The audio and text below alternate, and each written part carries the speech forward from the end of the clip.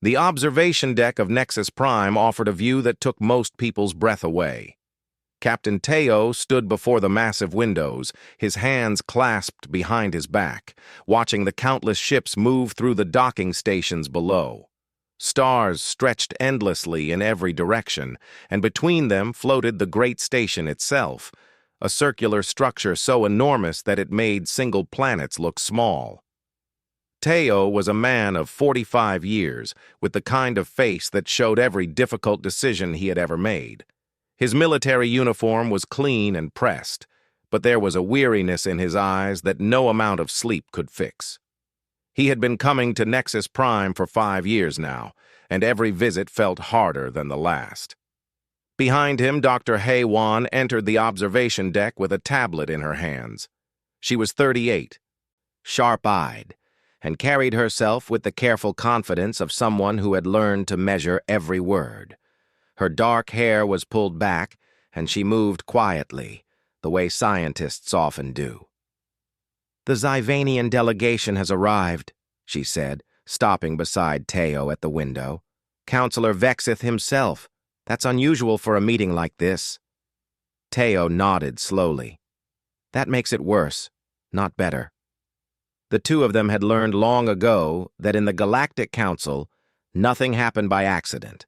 When the most powerful being in the room showed up personally, it meant something important was about to happen.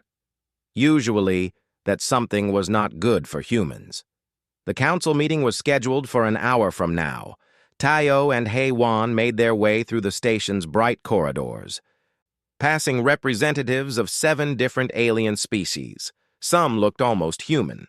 Others were creatures of pure chemistry, existing in special suits that let them breathe their own atmosphere. A few were beings of light and energy, contained within force fields. They all stopped what they were doing when humans walked past. Some looked curious. Others looked away, as if humans were beneath their notice. Teo had grown used to it, but Hei Wan still felt it like a physical blow each time. The council chamber was a massive dome with 7 seats arranged in a circle. One of those seats, Teo knew, would never truly be given to humans. They were allowed to stand in the center and present their ideas, but they would never be equals. The 7 species that controlled the galaxy made sure of that. Counselor Vexith was already there, sitting in the highest seat. He was ancient. So ancient that his species kept his body alive through technology that was half machine and half biology. His skin was silver and lined with marks that showed his age. His eyes were black and empty, like looking into a void. When he spoke, his voice came from speakers in his chair, a deep sound that seemed to come from the earth itself. "The humans arrive," Vexith said. It was not a greeting. It was a statement of fact, made with no warmth at all. "Thank you for hearing our proposal," Teo began. He had prepared this speech carefully. It talked about human expansion, about new trade routes, about technology that humans could share with the council. It was a good speech, he thought. Reasonable. Honest. Before he could finish, Vexth raised one ancient hand. "The proposal is denied," the old counselor said. "Humanity is too unpredictable. Your species lacks the wisdom needed for responsibility in our galaxy." The other 6 council members said nothing. They never did when Vexith spoke first. Hei Wan stepped forward. "Counselor, we've shown you our genetic research. We've proven we can work with other species. We've maintained peace in our territory for 5 years. What more do we need to do?" "You need to know your place," Vexth replied. And the council meeting was over. That evening, there was a banquet. All 7 species gathered in a grand hall to celebrate the gathering, even though nothing had been resolved. Teo and Hei Wan moved through the crowds, accepting drinks they didn't want, making conversation that felt meaningless. Near one of the large pillars, Hei Wan overheard 2 alien officials speaking in low voices. They didn't know she could hear them. Most humans looked the same to aliens, and voices were easy to miss in a crowd. "The human problem needs to be contained," one of them said. "Vexith wants to put more pressure on them. starve their colonies of supplies, push them toward conflict. And when they break? The other asked. Then we finish them, the first one replied, before they become too powerful. HFY's blood went cold. She found Teo immediately and pulled him aside, whispering what she had heard. Teo's face darkened, and without a word he made his way to find Ambassador Jinho. Jinho was an older man, 52, who had been representing humanity on the council for longer than Teo had been alive. He was in his quarters drinking alone. And he didn't seem surprised to see them. "They're going to destroy us," Teo said. It was not a question. Jinho looked at them both for a long moment. Then he stood up and walked to a locked drawer in his desk. From inside, he pulled out a small data device and held it in his hand, not offering it to them. "There's a reason we're treated this way," he said quietly. "Not because we're weak. Not because we're unpredictable. Because we're something they're afraid of." "Afraid of?" HFY asked. "What could we possibly threaten them with?" "Everything," Jinho said, "but I've been warned not to tell you. I've been warned not to even have this." He held up the device. It contains fragments of the Council's founding records, records that show human suppression didn't start 5 years ago. It started when we were discovered, long before first contact. He handed the device to Teo. "You'll be hunted for what's on here. They'll blame you for stealing it. They might start the war they're planning right now just to cover their tracks. Are you sure you want this?" Teo took the device. It was small and warm in his hand, and it felt heavier than any physical object could be. "We have to know," Teo said. "Then run," Jinho replied. "Get back to Earth. Tell them what you've learned. And maybe, just maybe, humans will finally understand why we were never really meant to join their council. We were always meant to challenge it."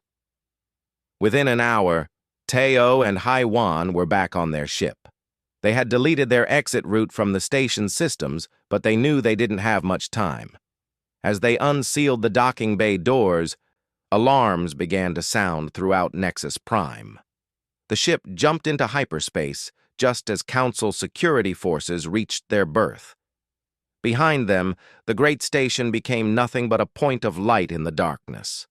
Ahead of them lay Earth, and the truth that would change everything. In his quarters on Nexus Prime, Counselor Vexth watched the human ship flee into the stars. He did not seem surprised. He did not seem angry. He simply waited, his ancient eyes empty and patient, for the next part of his plan to unfold. The abandoned research station orbited a dead planet in the outer colonies. It was a place where few people came anymore, which made it perfect for a secret meeting. Teo's ship docked carefully in the shadows of the station's main port, and only 4 people left the vessel. Teo, HFY, and Lieutenant Mi Su, a soldier of 31 with sharp features and a loyalty that needed no words. The 4th person was someone they had never met before. Dr. Jae-woo was 41 years old and had been missing for 15 years. Officially, he had died in a research accident. Unofficially, he had disappeared the moment he learned too much about the Galactic Council's secrets.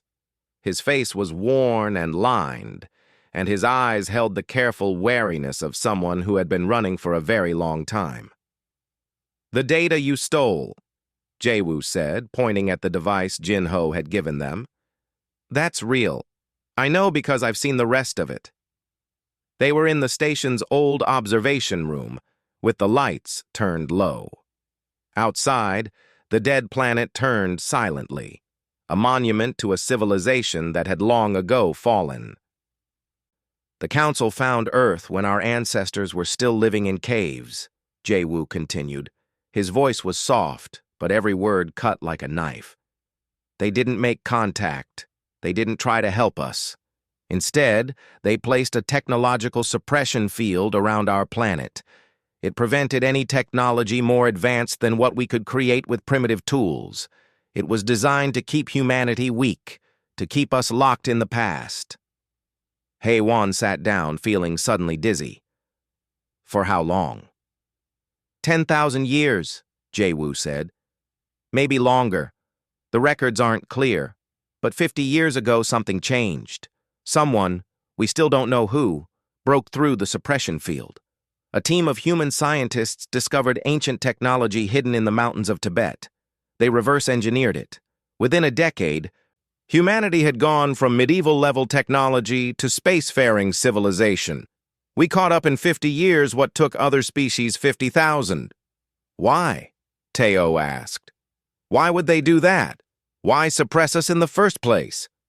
Jay-Woo walked to the window and looked out at the dead planet. Because they were afraid. Every species in the Galactic Council carries genetic material from an ancient precursor species, an ancient civilization that created them. But humanity's genetic code is different.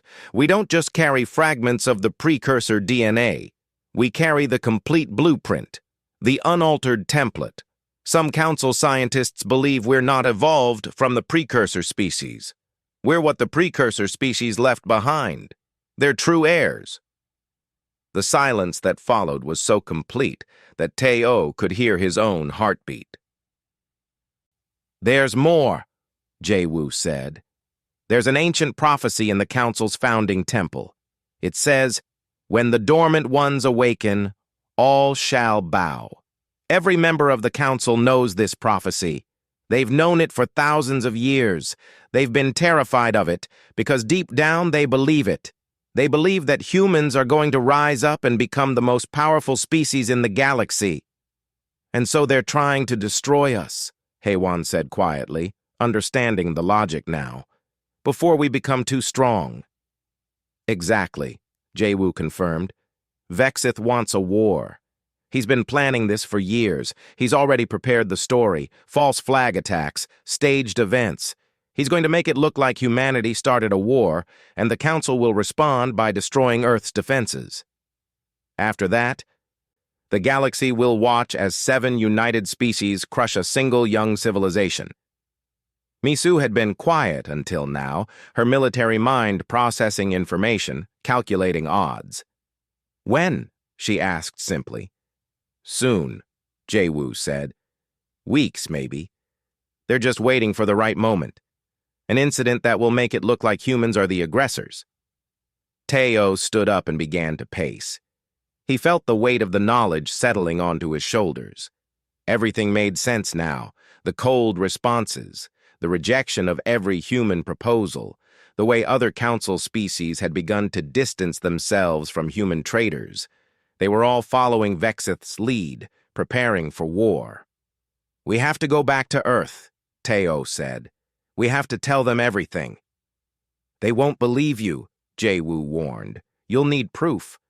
Real, undeniable proof that what you're saying is true. Then we get it, Haewon said. She was looking at the encrypted files on the stolen data device. Can you help us decrypt this? Already done, Jay-Woo replied, pressing a button on his wrist device.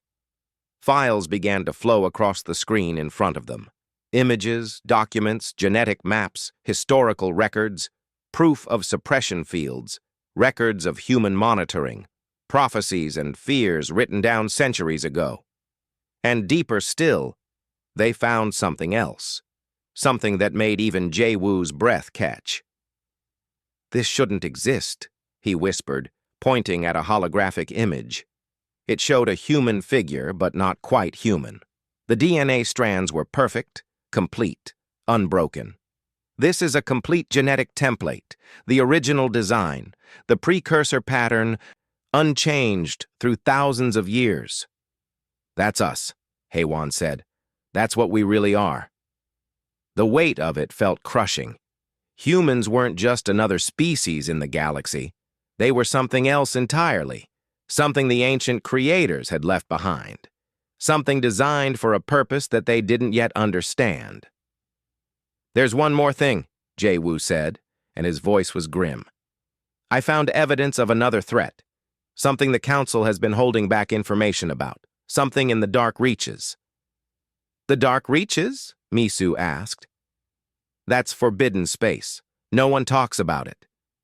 Exactly, Jay-Woo said. No one talks about it because the Council is terrified of what's out there. There are old records, fragments really, that mention a consuming force, a darkness that eats civilizations. The Council's been building barriers to keep it out, but the barriers are weakening, and the only species they think capable of stopping it was the precursor civilization, the ancient ones, the ones who created all of us. And humans carry their DNA. Teo understood. They need us. They need you, Jae-woo corrected. But they're too afraid to ask, too proud. So instead, they chose to destroy you before you could become powerful enough to demand anything in return. Over the next 3 days, Teo and Haewon worked with Jae-woo to prepare a message, a broadcast that would reach every human world, every colony, every outpost. They compiled the evidence, the records, the genetic proof.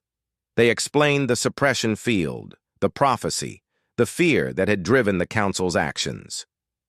When it was finished, Teo recorded his own message, standing before the camera with Haewon beside him. "We were told we weren't good enough for the Galactic Council," he said into the darkness. "We were told we lacked wisdom. We were told we were too unpredictable. But the truth is that the Council is afraid of us. Not because we're weak, but because we're something they've been trying to bury for 10,000 years. The time for hiding is over. The time for running is over. Humanity is waking up, and the galaxy needs to know." The broadcast went out, encoded through 100 different channels, unstoppable and infinite. Within hours, every human world had the truth. And somewhere on Nexus Prime, Counselor Vexith received word that his plan would need to move faster than expected. The human defiance had begun earlier than he had predicted. But that was fine. The Ancient One had been preparing for this moment for a very long time. He was patient, he was certain, and he was very, very ready to finish what he had started 10,000 years ago. The command center of Earth's defense fleet was built deep underground, beneath the mountains of what had once been called Korea. Admiral Kyung-soo stood before the tactical display, watching the stars move across the holographic map. He was 60 years old, and he had spent the last 40 of those years preparing for a war that he had never been certain would come. Now, looking at the data streaming in from across human space, he was certain that it already had. "Run the simulation again," he commanded. A young officer at the console typed rapidly. "Against the Council fleets at full strength? Sir, we lose in 43 minutes. Our defensive stations fall first, then the colony ships in Sector 7, then the outer settlements. Earth itself would fall within 72 hours. Kyung-soo nodded slowly. He had expected this. Without help, without some kind of advantage they hadn't discovered yet, humanity couldn't win against the combined might of 7 ancient civilizations. But then, that was why Captain Teo's message had changed everything. The message had spread across every human network within hours. The proof of the suppression field, the genetic evidence, the Council's fear. Millions of humans had seen it, and millions more had believed it. And now, even in a military command center filled with officers trained to be skeptical, the truth was sinking in. Humans were different. Humans were special. And humans were about to fight for their right to exist. "Bring in the governor," Kyung-soo said. Governor Soo-hyun arrived 30 minutes later, flanked by security guards and looking like a person who had not slept in 24 hours. She was 48, and she had been the leader of the United Earth Council for 6 years. She was a political leader, not a military one, but she understood the mathematics of survival as well as anyone. "The votes are still coming in," she said, without waiting for Kyung-soo to ask. "But it's becoming clear. The people want to fight. They don't want to surrender. They don't want to negotiate with the Council anymore. They want to make a choice about our future, and they want to make it now." Kyung-soo looked at her for a long moment. "And what do you want, Governor?" Soo-hyun took a breath. "I want humanity to survive. And I think the only way we do that is to stop acting like a weak species trying to prove ourselves. We need to act like what we are, the true heirs of the precursor civilization. We need to take what's ours. That means war, Kyung-soo said quietly. Yes, Soo-hyun replied. It means war. It means telling Vexith and the rest of the council that they don't get to decide what we become. We do. In laboratories across human space, scientists were working faster than they had ever worked before. Dr. Yoonji was one of them, a geneticist of 45 years who had dedicated her entire career to understanding human biology. Now she sat in a laboratory on Earth, running test after test, trying to verify the impossible. The genetic templates matched.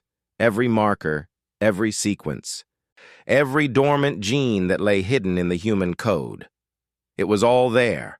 Humans carried the complete blueprint of the precursor species. Not fragments, not variations. The complete, unaltered original. How is this possible? She whispered to the empty lab, looking at the holographic DNA strand that rotated in front of her. How could we evolve from this? How could we develop consciousness, civilization, all of this, without understanding what we really are? She didn't have an answer. No one did. But the truth was undeniable, and she had to report it to Governor Soo-hyun. In shipyards across the human worlds, military vessels were being retrofitted with stolen alien technology. Captain Dae-jung was overseeing the work personally. He was 38, with scars on his face that told stories of battles in distant colonies. He was a warrior, pure and simple, and the idea that the Council had been planning to destroy humanity made something hot and angry burn in his chest. "Faster!" he called out to the engineers working on the weapon systems of a destroyer-class ship. "We don't have much time." The engineers moved quicker, responding to the edge in his voice. They were afraid, Dae-jung knew, but they were also angry. Humans across all of space were waking up to the truth, and that anger was becoming fuel. Fuel for action. Fuel for war. Teo's ship made its way back to Earth, and as it approached, it transmitted Teo's message again, boosting the signal with every repeater it passed. "We were told we weren't good enough, but the time for being good enough is over. The time for demanding what we deserve has come." The message reached the news networks, and from there, it reached every home on every human world. Children learned that their species was special. Soldiers learned that they were fighting for something larger than they had ever imagined. Scientists learned that their ancestors had been manipulated, their potential deliberately suppressed. And governments, from the smallest colony council to the largest planetary administration, began to mobilize. When Teo finally returned to Earth, he didn't go to a secret location. He didn't hide. Instead, he went directly to the United Earth Council chambers, where Governor Soo-hyun and Admiral Kyung-soo were waiting for him. "Your message has already changed things," Kyung-soo said, looking at Teo with new respect. "The people are united now." "They're ready, but ready for what? We can't fight the whole council." "We don't have to," Teo said. He was thinking of what Jae-woo had told them before they left, about the other species that weren't part of Vexith's inner circle, about the ones who were afraid of what was coming, but were also afraid of what Vexith was planning. "The council isn't as united as it seems. We reach out to the ones who are willing to listen. We tell them what we know, and we make them choose between the old ways and the future." "And if they choose the old ways?" Soo-hyun asked. "Then we fight," Dae-jung said. He had arrived with his own entourage of military officers, and his hand rested on the weapon at his side. "And we win." But even as he said it, the first alarms began to sound. A council attack force had appeared in the outer system. The false flag operation that Vexith had planned was beginning. Reports came in of an attacked settlement, of supposed human extremists committing acts of terrorism. It was all lies, all fabrication, but it was the justification the council needed. Governor Soo-hyun made a decision that would change everything. She walked to the broadcast center of the United Earth Council chambers and authorized a statement to go out to all of known space, across every channel, to every species. "The Galactic Council has lied," her voice rang out across the galaxy. "They have hidden the truth about humanity for 10,000 years. They have planned our destruction. We will not allow it.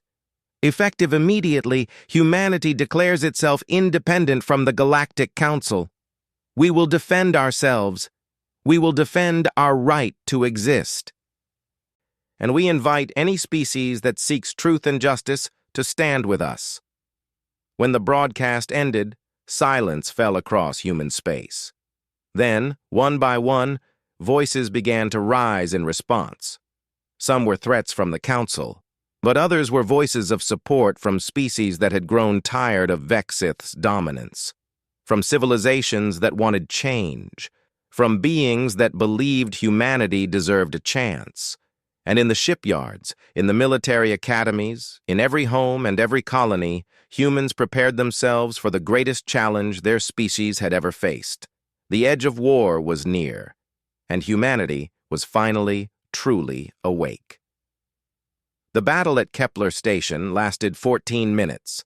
Captain Dae Jung stood on the bridge of the flagship Human Vanguard, watching as Council destroyers came into range. To any observer from the Council, the human ships should have been easy prey. The humans had only existed as a spacefaring species for 50 years. The Council had existed for millions. But Captain Dae Jung had read every military history available. He had studied the tactics of human warfare across Earth's own history, and he understood something that the Council had forgotten, if they had ever known it at all. Humans could adapt. Humans could innovate. Humans could think in ways that older, settled species could not. "Fire the secondary cannons at bearing 7-3, he commanded, his voice calm and steady. The weapons officer didn't question him. The cannons fired, and the volley went exactly where no Council strategist expected it to go. Instead of hitting the shields of the approaching enemy vessels, the cannons targeted the supply ships that followed. 3 massive cargo vessels exploded in sequence, creating a wall of debris that forced the Council destroyers to reduce speed and change course. "They're confused," the tactical officer said, unable to hide the edge of excitement in his voice. That was the human advantage. The Council species were old. They were powerful, but they followed patterns. They expected things to happen in a particular way. And humans, still young, still learning, still desperate, could break those patterns. Across human space, the war unfolded not as one grand battle, but as a series of quick, brutal strikes. Dr. Sul-Ki and her team of engineers worked in underground facilities, decrypting ancient alien technology that humans had found in archaeological sites across dozens of worlds. The precursor civilization had left things behind. Tools and weapons and knowledge that had been waiting for the right species to discover them. And humans discovered them at a rate that astounded everyone, including themselves. "This one's a power amplifier," Sul-Ki said, holding up a device no larger than a human fist. "It can boost our ship weapons by 40%. If we mount these on all our combat vessels—" "How long?" asked General Vakthor, the Council's military commander. He was present on a secure communication link, his reptilian face twisted in anger and confusion. Vakthor had served the Council for 5,000 years, and he had never seen a younger species move so quickly, adapt so rapidly. 3 weeks, Sul-Ki said. "Maybe 2 if we work without sleep." She worked without sleep. So did her teams, and when the amplifiers were ready, human ships that had been outmatched suddenly became dangerous. Ships that should have been destroyed began surviving. Battles that should have been lost became victories. But there was a cost. Tao watched from the command ship as a colony on the edge of human space came under bombardment. Innocent people, thousands of them, living in a settlement that should have been safe. The Council had decided to make an example, to show the galaxy what happened when you defied them. HFY stood beside him, her face pale as the reports came in. "We have to help them," she said, her voice desperate. "We have to send ships. We have to—" "If we send our available forces," Teo said quietly, "the Council will take advantage. They'll hit the outer settlements. More people will die. More colonies will fall." "So we do nothing?" HFY asked, her voice breaking. "We save who we can," Teo replied, and he issued orders to the nearest human fleet. Ships jumped toward the colony, trying to evacuate people before the Council destroyers could finish their bombardment. They saved 8,000 people out of a population of 20,000. 8,000 lives, not the colony itself, not the homes and the hope that had been built there. When the battle ended and the Council ships had moved on, Teo felt the weight of every life lost, as if they were stones placed on his chest, one by one, growing heavier and heavier. "We'll push back," Dae-jung said that evening, his voice hard with conviction. "For every colony they hit, we'll hit 2 of theirs. For every settlement they destroy, we'll destroy 3 of their supply lines." "You want to escalate," HFY said, and it was not a question. "I want to win," Dae-jung replied, "and I want the Council to understand that attacking humanity was a mistake."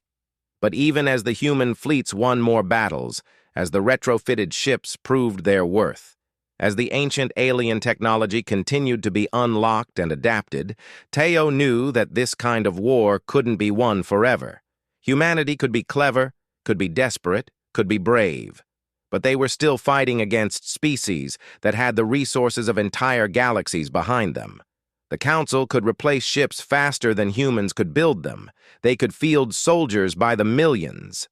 Eventually, simple mathematics would overtake cleverness, unless something changed, unless there was something larger at stake. HFY found it while researching the encrypted files that had survived from the Nexus Prime archives. It was buried deep in a section labeled as Founder's Prophecy, Restricted. She spent weeks reading it, cross-referencing it, checking it against information from Dr. Sulki's archaeological teams. When she finally came to Teo with the information, her hands were shaking. "The dark reaches," she said. "It's not just some forbidden zone, it's a barrier. The Council has been maintaining a series of beacon stations across the galaxy, positioned around known space. These beacons create a wall, a barrier that keeps something out." "Keeps what out?" Teo asked, though he already suspected the answer. "A force," HFY said. "Something ancient, something that consumes everything. The precursor species built the beacons. They spent millions of years maintaining them, and when they created us, when they created humanity, they left us genetic imprints specifically designed to understand and operate these beacons, in case the barrier ever failed, in case the force ever started to break through." Teo stood up and walked to the observation window of his command ship. Outside, human and Council forces were clashing near a mining colony. Ships exploded in brilliant flashes of light. People died, civilizations were burned, and all of it, he suddenly understood, was a distraction from something infinitely worse. "The Council knows," he said, and it was not a question. "Yes," HFY confirmed. "That's why they're really trying to destroy us. Not because they're afraid we'll become more powerful than them. They're afraid we'll become the only species capable of stopping the darkness when it comes." Teo made a decision then, one that would shape the rest of the war. He sent out a message to every human commander, every military leader, every ship captain in human space. The war would continue. Humans would fight. Humans would die, but not for conquest, not for dominance, for survival, for purpose, for the future of all life in the galaxy. And slowly, over months and then years, the tide began to turn, not because humans had somehow become more powerful than they were, but because humans had finally understood what they were fighting for. In the Galactic Council chambers on Nexus Prime, Counselor Vexith watched the human victories accumulate. For the first time in 5,000 years, The Ancient Ones smiled. The humans were awakening. Soon, very soon, they would have to be told the truth. And then they would understand. They would understand everything. The meeting was supposed to take place on neutral ground, on a small moon orbiting an uninhabited planet in the outer system. Teo prepared for it the way a soldier prepares for battle, understanding that this negotiation could end the war or begin something far worse. He took with him Hai Wan, whose understanding of the Council's science and politics had proven invaluable, and a small guard of military officers, including Mi Su. What they didn't expect was to find Counselor Yun He waiting for them. She was 55 years old and had been a member of the Galactic Council for 30 years. She was also the only human on the Council, which made her position unique and nearly impossible. She had always seemed to oppose humanity's interests, voting with Vexith on every important matter.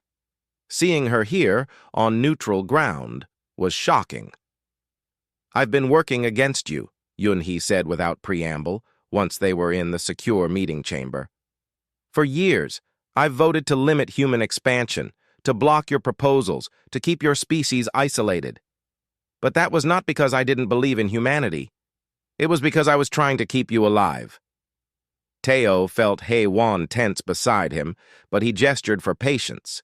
He had learned that sometimes the most important answers came after allowing silence to exist for a moment. "Vexith knew about me," Yun He continued. "He knew I was sympathetic to humanity, so he controlled me through fear. He showed me what the Council was capable of. He showed me what would happen to humans if we didn't show absolute obedience. I became a puppet voting as I was told, voting to limit you, because I thought that keeping you weak would keep you safe. But the Council was never going to let us be safe," Hai Wan said quietly. "No," Yun He agreed. "They were never going to let you be safe. Because Vexith's fear was stronger than his wisdom, he decided that the only way to be certain was to eliminate you completely before you could become what the prophecy said you would become." The chamber's doors opened, and other figures entered. These were not human. They were representatives of the Council species, but they were ones who had begun to question Vexith's leadership. A Helian named Karndex, who had been helping Teo throughout the war. A crystalline being from the Tau species who had seen the inconsistencies in the Council's communications. Others, one by one, until nearly all of the Council's species were represented, except for Vexith's closest allies. "We've been waiting for this moment," Karndex said, his voice like wind through canyons. "Waiting to see if humanity would survive, waiting to see if you would prove yourselves worthy of what you really are, and you have." "Worthy of what?" Teo asked, though he suspected he knew the answer. "Come," Yun He said, standing and gesturing them toward a door at the back of the chamber. "We need to show you something that only the highest members of the Council have ever seen, something that will explain everything." They followed her through corridors that seemed to exist outside normal space, through passages that twisted and turned in ways that hurt the eyes to look at. Finally, they arrived at a chamber that was not a chamber at all. It was ancient beyond measure, a structure that had existed before the Galactic Council, before the current cycle of the galaxy itself. In the center of the chamber was a being made of light and mathematics, and something that had no name in any language. It spoke, and the speech was not words, but understanding, direct, immediate, complete. The Sentinel, the guardian of all precursor knowledge. "I have been sleeping," the Sentinel said, and the words appeared in their minds like whispers from the universe itself. "For 3 million of your years I have rested maintaining the barrier, waiting for the moment when my creators would be born again." The dark reaches, Teo understood, as knowledge flooded into his mind. "The barrier is failing?" "Yes," the Sentinel confirmed. "It has been failing for the last 10,000 years, very slowly but inevitably. The ancient ones who created the barrier created you as well. They created all of the council species, but they created humanity differently. You carry the complete template. You are the key to maintaining what your makers left behind. You are the only species that can enter the dark reaches and survive it. The only species that can repair the barrier. Why didn't they just tell us this? HFY asked, her voice small in the vastness of the ancient chamber. Because knowledge of this kind carries weight that crushes most young civilizations, the Sentinel replied. The council species spent millions of years understanding their purpose, and still, they were afraid. When you discovered Earth's suppression field breaking, many in the council thought it was time to end humanity before you became too powerful. Others, like Yun He, believed that any species strong enough to break through on their own must be strong enough to bear this burden. The Sentinel's light shifted, and suddenly Teo could see the dark reaches. Not with his eyes, but with his mind. He could see the force that consumed order and converted it to chaos. He could see civilizations being swallowed by it, their matter scattered into entropy. He could see the slow, patient hunger that had been pressing against the barrier for 3 million years. And he could feel something else. He could feel the barrier weakening. It wouldn't hold for much longer. General Vakthor appeared on the chamber's communication screen. His reptilian face twisted in fury. He was on a council warship in the system, with a fleet of fighters ready to attack. "This is betrayal," he screamed. "You would give the precursor knowledge to the humans? You would elevate them above the rest of us?" "We would save them," Karndex replied calmly. "Just as we would save you, if you would accept help instead of destroying it." Vakthor made a gesture, and his fleet began to move toward the chamber. But they never arrived. The Sentinel moved, and the space around the attacking ships folded in on itself. The general's flagship simply ceased to exist, and his entire fleet followed moments later. "I will not permit the death of humanity," the Sentinel said, "and I will not permit the continuation of a council that chooses fear over survival." When the light had faded, Teo understood what was happening. The council, as it had existed, was ending. A new council would rise, one that included humanity not as a lesser member, but as an equal. One that understood the larger struggle that all of them faced together. Teo and HFY stood before the Sentinel, and Teo spoke. "We will do this," he said. "We will maintain the barrier. We will keep the dark reaches at bay. This is our purpose. This is what we were created for. But we need time to prepare. We need to bring our people together. We need to understand what we're capable of." "Time exists for you," the Sentinel replied. "The barrier will hold for another 100 years, perhaps more. That is enough time for humanity to gather its strength.